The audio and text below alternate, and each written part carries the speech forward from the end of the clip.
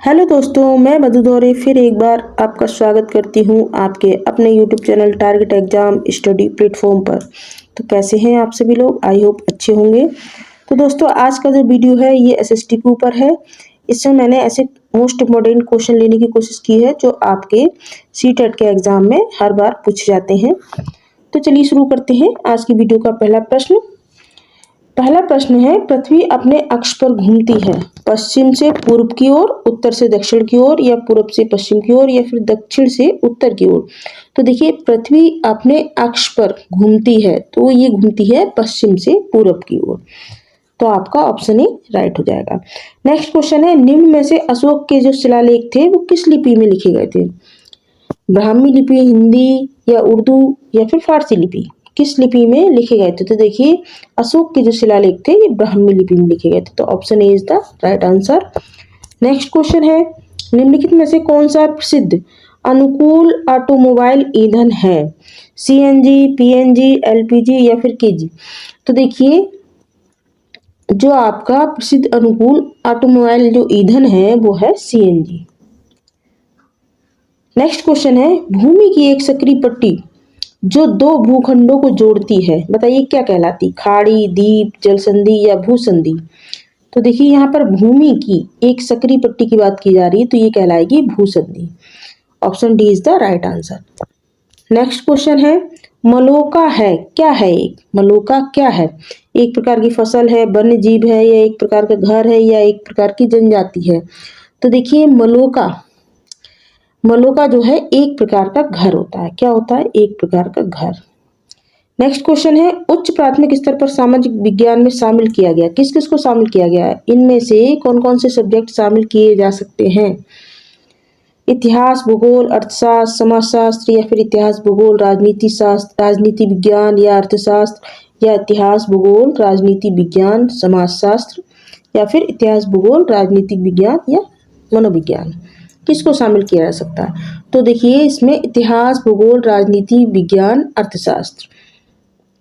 तो option B is the right answer.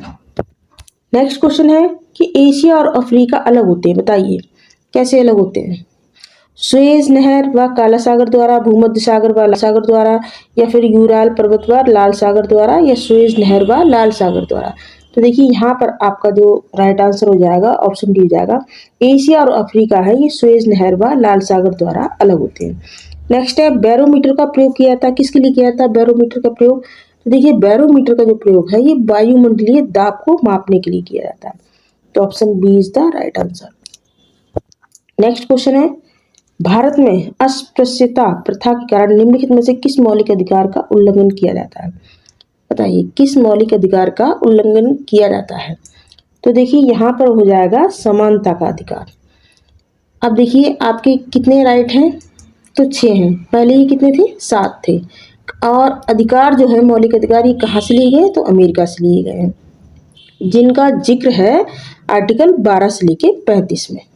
और यदि भाग पूछा जाता तो भाग है 3। इसके अलावा जो संपत्ति का अधिकार था वो उसको हटा दिया गया है। पहले जो 7 थे उनमें से एक था संपत्ति का अधिकार। अब देखिए, समानता का जो अधिकार है कौन से आर्टिकल में आता है? तो ये 12 से 18 में समानता का अधिकार है, और इसी में ही यानी आर्टिकल आपका जो 17 है, 17 भाग, इसमें आपका आता है अस्पृश्यता। तो यहाँ पर आपका राइट आंसर हो जाएगा ऑप्शन डी। वो शाखा क्या है? वो शाखा जो है वो क्या है? एक प्रकार का वस्त्र निर्माण, एक प्रकार का आकाशीय पिंड, या एक प्रकार की जनजाति, या स्थानांतरित कृषि का प्रकार? बताइए वो शाखा क्या है? तो देखिए, वो शाखा जो है एक प्रकार का वस्त्र निर्माण केंद्र है। यह कहाँ है? कहाँ का क्षेत्र है? तो ये जापान का क्षेत्र है। वो शाखा एक औद्योगिक क्षेत्र है जो वस्त्र निर्माण के लिए जाना जाता है। नेक्स्ट क्वेश्चन, क्रियाकलाप आधारित जो प्रश्न होते हैं वो सामाजिक विज्ञान के पाठ को कैसे बनाते हैं? आनंदनीय बनाते हैं, विवादास्पद बनाते हैं, लंबा बनाते हैं, या फिर विस्तृत बनाते हैं? बताइए किस तरह का बनाते हैं? तो देखिए, आनंददायी बनाते हैं। Option A is the right answer. जिस क्षेत्र में रहने वाले सही मतदाता अपना प्रतिनिधि चुनते हैं उसे डॉट कहते हैं। क्या कहते हैं? बताइए, प्रदेश, निर्वाचन क्षेत्र, या भूभाग, राज्य भूभाग, क्या कहते हैं? तो देखिए, इसको बोलते हैं निर्वाचन क्षेत्र। नेक्स्ट क्वेश्चन है, निम्नलिखित में से कौन पटवारियों के कार्य का पर्यवेक्षण करता है? क्षेत्र के थाना प्रभारी, तहसीलदार, ग्राम पंचायत के सरपंच या फिर जिला कलेक्टर? बताइए कौन करते हैं पटवारियों के कार्य का पर्यवेक्षण? तो देखिए वो होता है तहसीलदार। नेक्स्ट क्वेश्चन है, लार ग्रंथियों द्वारा कौन सा पाचक रस स्रावित होता है? टाइलिन, रेनिन, एमाइलेज या पेप्सिन? बताइए। तो देखिए लार ग्रंथियों में जो पाचक रस स्रावित होता है उसे टाइलिन बोलते हैं। क्या बोलते हैं? टाइलिन बोलते हैं। और टाइलिन क्या है? एक तरह का एंजाइम है जिसका काम क्या होता है? खाने को पचाना। नेक्स्ट क्वेश्चन, भारतीय संविधान की व्याख्या का अंतिम अर्थ निर्णायक किसे माना जाता है?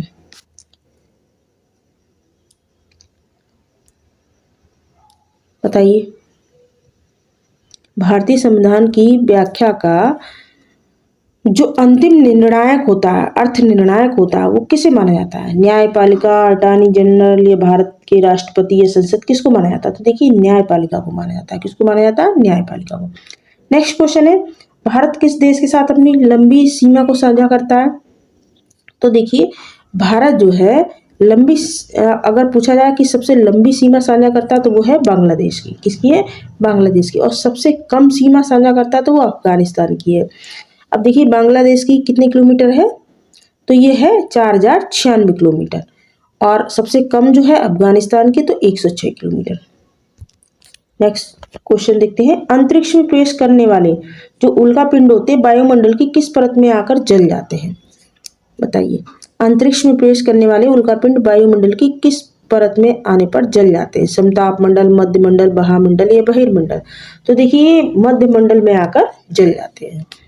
अब देखते हैं नेक्स्ट क्वेश्चन, दस्त, पेचिस, हैजा जैसे बीमारियों को रोका जा सकता है। कैसे रोका जा सकता है? स्वास्थ्य शिक्षा के द्वारा, बेहतर स्वास्थ्य सुविधाओं के द्वारा, सुरक्षित पेयजल के द्वारा, सुरक्षित पेयजल उपलब्ध कराकर या सस्ती दवाइयाँ उपलब्ध कराकर? तो देखिए दस्त, पेचिस, हैजा ये कैसी बीमारियां? जल जनित रोग हैं ये। और ये किसके कारण होते हैं? गंदे पानी के इस्तेमाल के कारण होते हैं। तो देखिए यहाँ पर सुरक्षित पेयजल उपलब्ध कराकर इस रोगों से बचा जा सकता है, इन रोगों से। नेक्स्ट क्वेश्चन है, बंगाल का विभाजन करने वाला गवर्नर जनरल था। बताइए कौन था?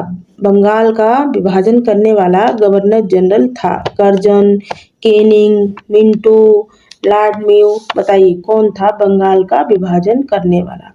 तो देखिए बंगाल का विभाजन करने वाला जो गवर्नर जनरल था वो था कर्जन।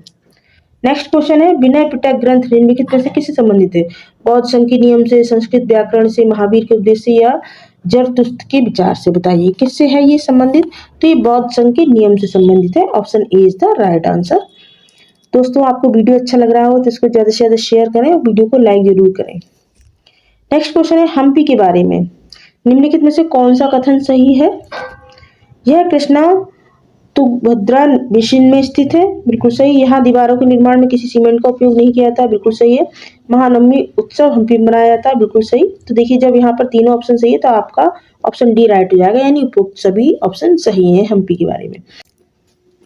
अब देखते हैं क्वेश्चन नंबर 22, अर्थशास्त्र पुस्तक के रचयिता है नागार्जुन, कौटिल्य, बाणभट्ट या मेगास्थनी? तो देखिए कौटिल्य जो है अर्थशास्त्र पुस्तक के रचयिता है।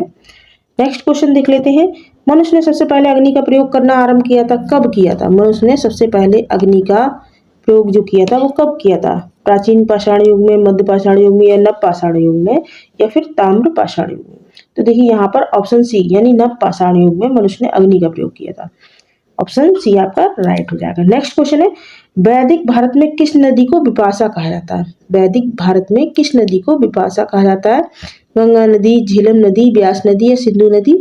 तो देखिए वैदिक भारत में व्यास नदी को विपाशा कहा जाता है। तो option C is the right answer. Next question है, भारत का संविधान कैसा है? कठोर, लचीला या फिर ना ही कठोर और ना ही लचीला? किस तरह का संविधान है इंडिया में? तो देखिए हमारे भारत में ना ही कठोर है संविधान और ना ही लचीला है। तो option C is the right answer. Next question है, भारत एक धर्मनिरपेक्ष देश है, इसका क्या तात्पर्य है? कि सभी जाति के लोगों को समान अधिकार या सभी नागरिकों को भाषण देने का अधिकार, स्वतंत्रता या फिर सभी जाति के लिए समान कानून या फिर किसी धर्म विशेष को भारत के धर्म के तौर पर मान्यता नहीं है? तो देखिए यहाँ पर आपका ऑप्शन डी राइट हो जाएगा, यानी भारत जैसे देश में किसी एक धर्म विशेष को मान्यता प्राप्त नहीं है। तो यहाँ पर ऑप्शन डी आपका राइट हो जाएगा। नेक्स्ट क्वेश्चन है, बौद्ध धर्म में विहार शब्द का अर्थ डॉट है, क्या है? भिक्षुओं का विहार, पूजा कक्ष, मंडली या उद्यान? क्या है? बौद्ध धर्म में विहार शब्द का अर्थ होता है भिक्षुओं का विहार, यानी option A is the right answer. Next question है, राष्ट्रीय सेवक संघ की स्थापना किसने की थी? तो देखिए, राष्ट्रीय जो सेवक संघ की स्थापना की थी वो की थी केशव बालीराम हेडगेवार ने। तो यानी आपका ऑप्शन ए राइट हो जाएगा। नेक्स्ट क्वेश्चन है, भाखड़ा नागल बांध परियोजना किस नदी पर स्थित है? नर्मदा, ताप्ती, ब्यास या फिर सतलुज नदी किस पर स्थित है?